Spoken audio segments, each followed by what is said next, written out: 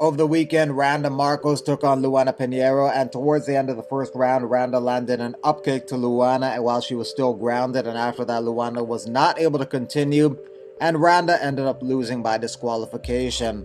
Randa feels that Luana faked the severity of the impact of the strike. I've been in the fight game for a while now. I've never intentionally thrown an illegal blow. It's a fight. S is bound to happen. I took 3 eye pokes, requiring stitches and loss of vision, and never for a second thought that I was not going to continue. I had such a good camp training with Travis Luter, CB Powertrain, and Justin Adams in Texas, and was ready to showcase my skills for the greatest fight promotion in the world. Yes, my foot grazed her, but my opponent's inability to continue seemed a bit oversold and suspect. I let her know after the eye poke that I wasn't leaving that cage without a win, and she stole that from me.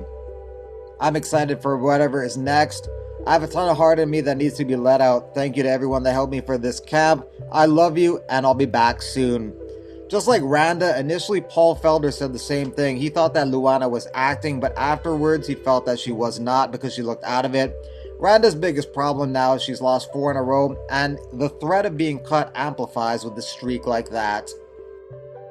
It's a letdown that Anthony Rumble Johnson's return to MMA will be versus Jose Augusto instead of Yoel Romero. Romero was not medically cleared to compete due to an eye issue. Interestingly, Israel the optician Adesanya noticed that there was something wrong with Romero's eye when they stared down before their fight, and he was surprised that the doctors didn't notice.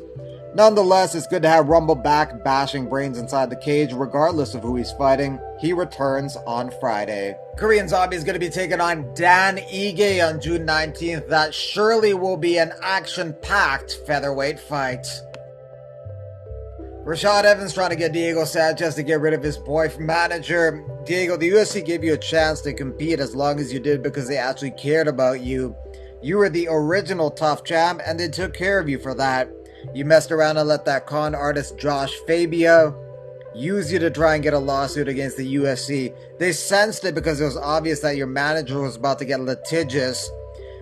I wish you the best, my friend, but you must get this guy out of your life. He is a parasite. Will Diego take his advice? No. Diego's UFC career has come to an end. He has expressed interest in Bellator 1, Brave, and BKFC. BKFC would be a terrible idea because it's almost all strikes to the head, and Diego needs no more of that. He's absorbed more strikes to the head than anyone should over the course of 100,000 lifetimes. If he still has the itch to compete in some capacity, submission grappling would be more suitable.